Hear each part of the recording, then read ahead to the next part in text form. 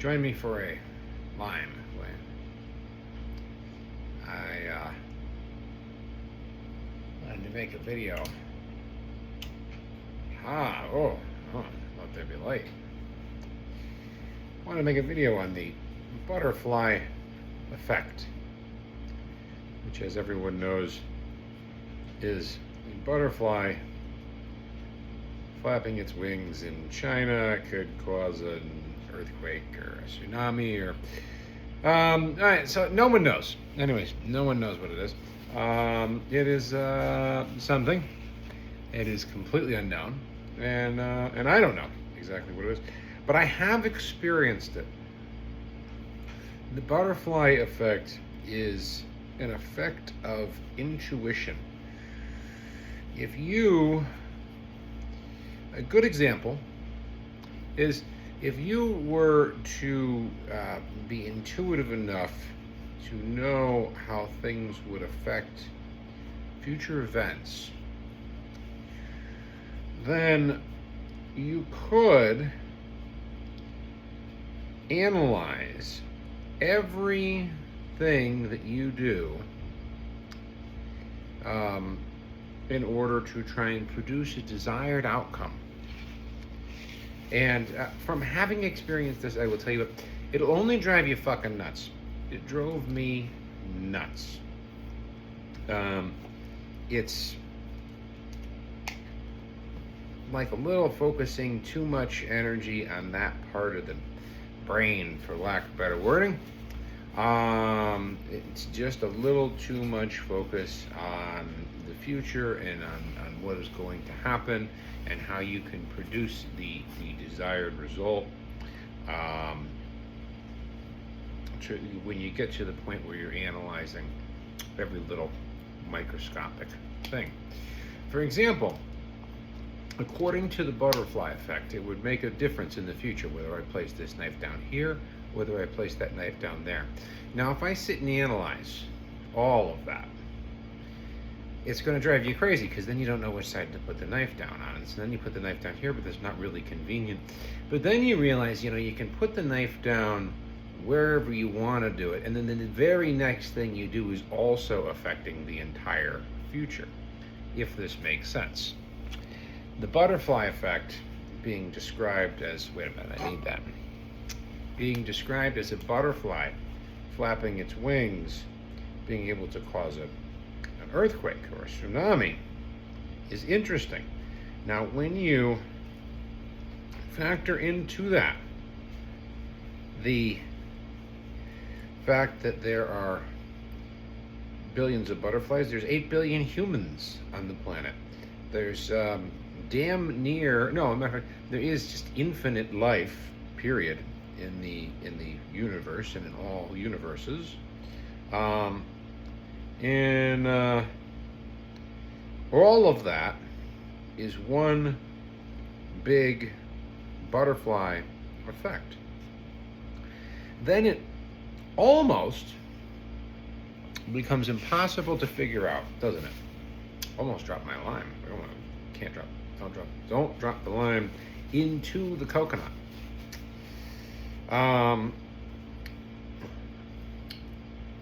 Perfectly good lime. I'm not going to waste it.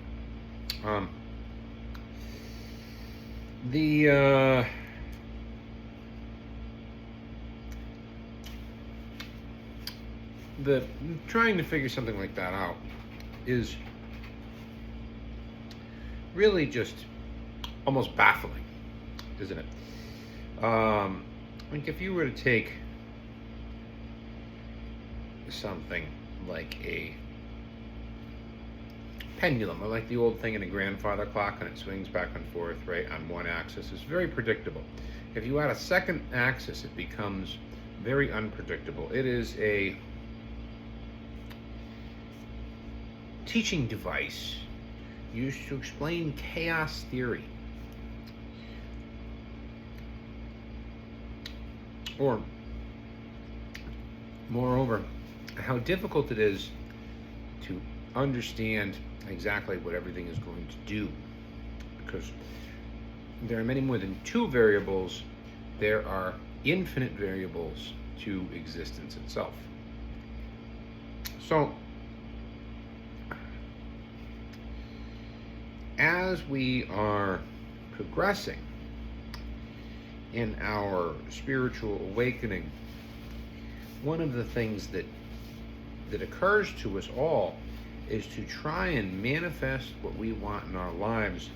And that is exactly what everyone should do, and no one should do anything less, because what you want in your life is unique to you. It is unique to your own purpose, your own will, your own desire, your own everything.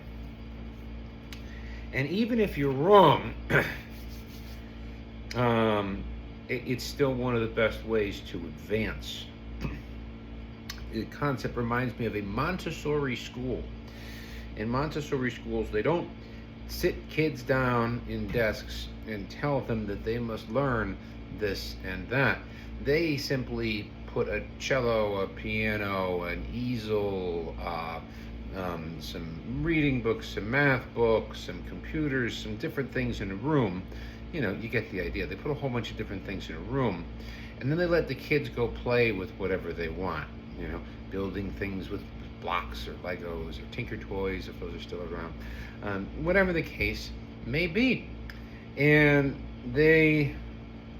it's a really lovely system because the kids learn through play.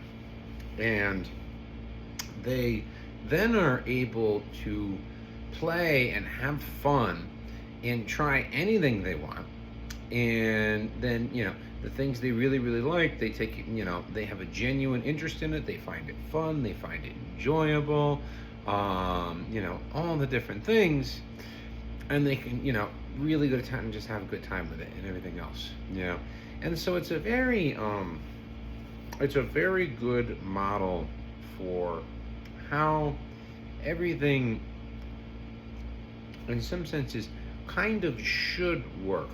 From the perspective of energy and existence itself, it really is how everything does work.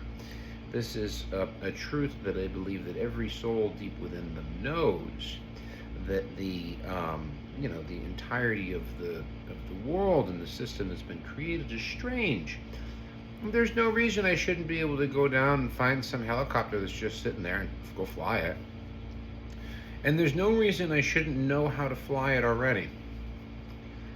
Both of these things are true. This is not normal thinking under the old system, under the current system. What's it? There's a transition of systems going on. We're moving from what the Hindu called the Kali Yuga into the Satya Yuga, which is a bit of a thing there, and it takes its time. But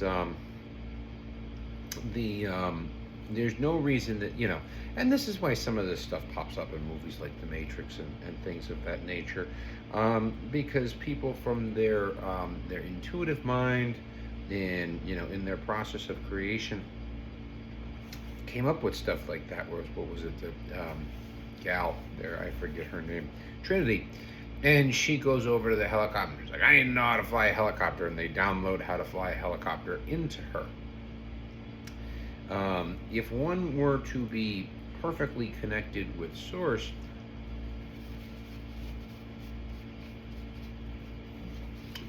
one would have perfect access to infinite information, infinite knowledge, infinite energy, infinite love, infinite everything. It would be perfectly connected to existence itself. And, you know, you may not be thinking about how to fly a helicopter while you're driving a car, but that information is out there in the field. And when you go and you get in the helicopter to fly it, you will already know how to fly the helicopter, because that information is out there in the field. No one would ever have to go through the process of learning anything anymore, which some people would say would take some of the fun out of it. It certainly would create a harmonic layer of existence within existence itself in this, on this plane, not plane, but plane of existence. But there's always more planes of existence. People can have fun any way that they want. This is a forever evolving process. There's always somewhere where expansion is going on, where people can go play and do this and do that. And there are always places where people are, people, beings, right, are perfectly connected to source and at one with everything. And so it's a very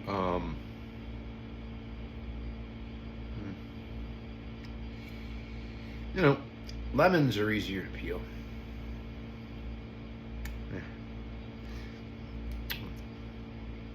The whole thing is a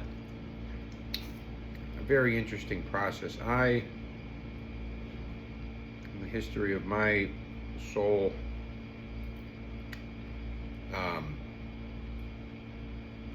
well, I don't know. I'm very much in favor of the harmony of all things and everything being connected with source. But that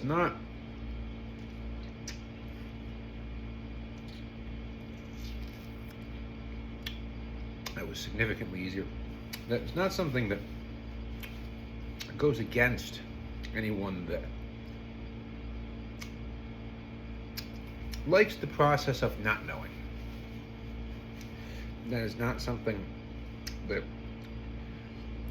is meant to stand in opposition to anyone that would, prefer things, so to speak, the way they are. There's always more planes of existence and more existence, more universes, more space, more everything. It's infinite, always has been, always will be. And there's good lime. It's better not in a coconut, as the song says, because otherwise you have to call the doctor and wake him up. And anyways, I'm sure there was a joke in there somewhere, and I didn't care to find it. So yes. Where was I going? The butterfly effect. If one were to examine every little event, you actually could say, okay, I'm trying to accomplish X, Y, or Z. If I put this here, I do that there, I do these things, and you really, really, really focus on it and everything else, you actually can get your desired outcomes. But it'll drive you fucking nuts. It will drive you fucking nuts, because that goes right down to the most infinitesimal thing. Seriously. Now, this napkin that I dropped, I could have picked it up after the video. And I could have picked it up. Now, that actually has an effect on all of existence itself.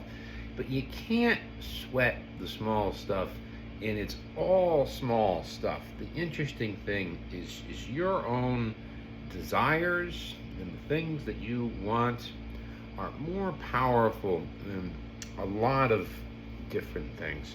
Your consciousness, your feeling, your heart, your will. One of the strongest things that anyone in existence has is a will, and not just a will to be, not just a will to exist. It is a will to be who they are, who they want to be, who they will love and have fun being, be with who they will love and have fun being with, to do and to see the things and to know the things and to feel the things that they want to feel, to operate purely from an intuitive sense, that is purely from a third eye sense. It leaves out the throat chakra, the heart chakra, the solar plexus chakra, the sacral chakra, the root chakra, the crown chakra, and all of the 144 chakras. It leaves out all of that. And the chakras are, by the way, just places that energy moves. Everyone is actually just energy. It's everyone. You could think of it like everyone is one big chakra. Chakras are kind of like when you're driving down the highway and you go through a city and there's like 10 exits real quick. That's kind of what a chakra's like.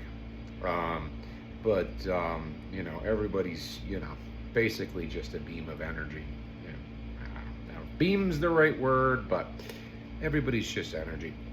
And anyway, if anyone knows a better way to peel a lime, do let me know in those comments. Anyway.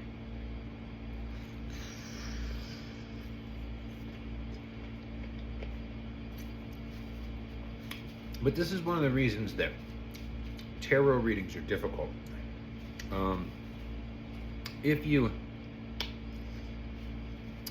nothing for or against them, I enjoy them, and I found that a lot of them can be quite accurate.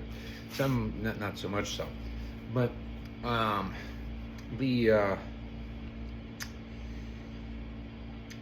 let's say you're somebody and you go to see a tarot reader, right?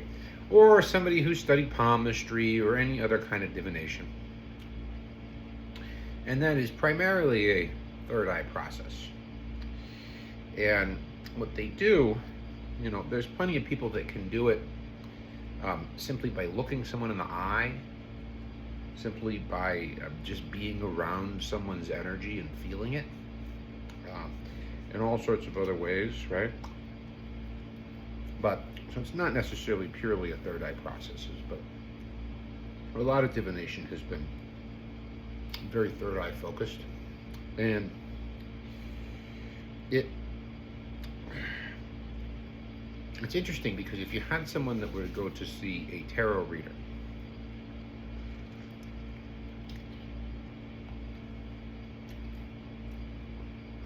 and that person either likes or dislikes the reading, forget everything else. Forget whether or not they believe it or they don't believe it or this or that or whatever. Just likes or dislikes the reading. Now their free will gets to make a choice about what's going to happen in their lives. And so we're able to read the future, but we can change the future from the present. And we can also project our consciousness into the past and alter events in the past, because there is no space or time. This has actually been measured. I was watching What the Bleep Do We Know? Wonderful movie. And there was some sort of pre-recorded tape, and on the tape it was in the right headphone or the left headphone, like a click, right? And they would listen they'd give people these tapes to listen to, and they'd say, use your consciousness and try and make it so that there's more clicks on one side or the other, more left ear clicks, right? And through the power of their intention, they were actually able to achieve this. Of course, the tape was pre-recorded, so were they altering the already existing tape? No.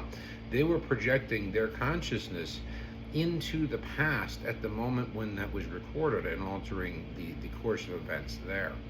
So it's interesting if you stop and think about how all of this sort of thing has effects and how it all works.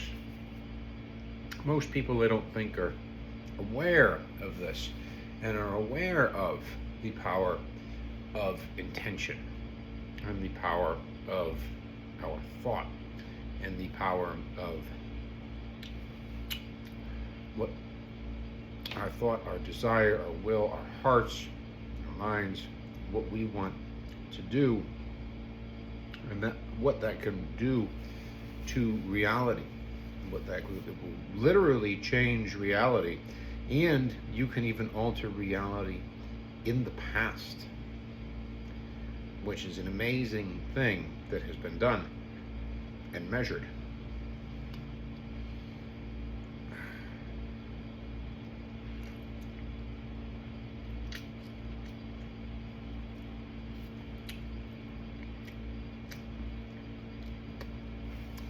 So with respect to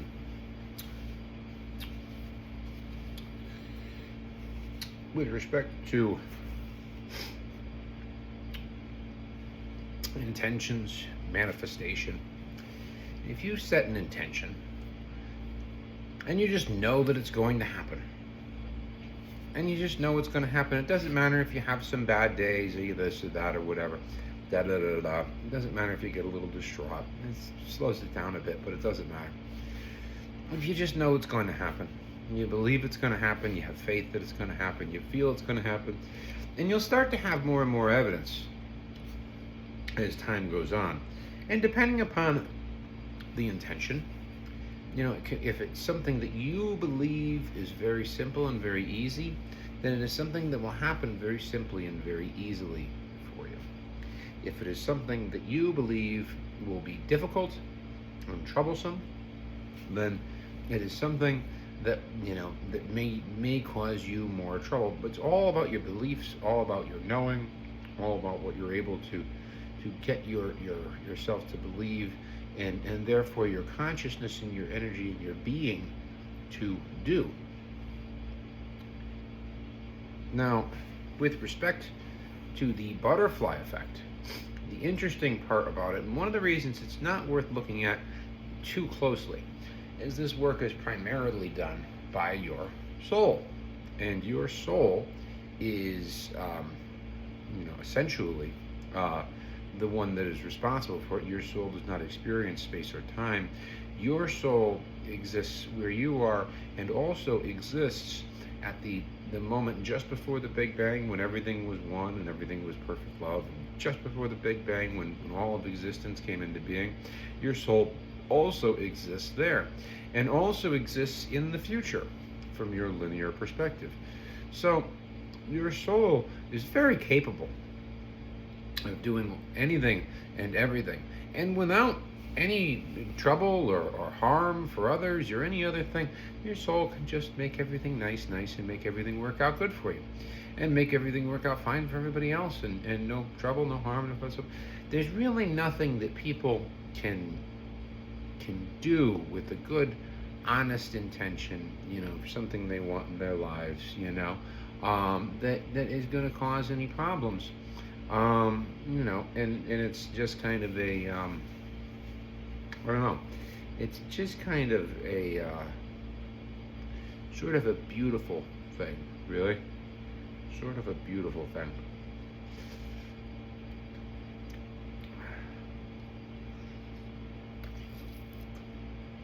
Anyway, that's half a lime. Maybe I'll do one of these again later.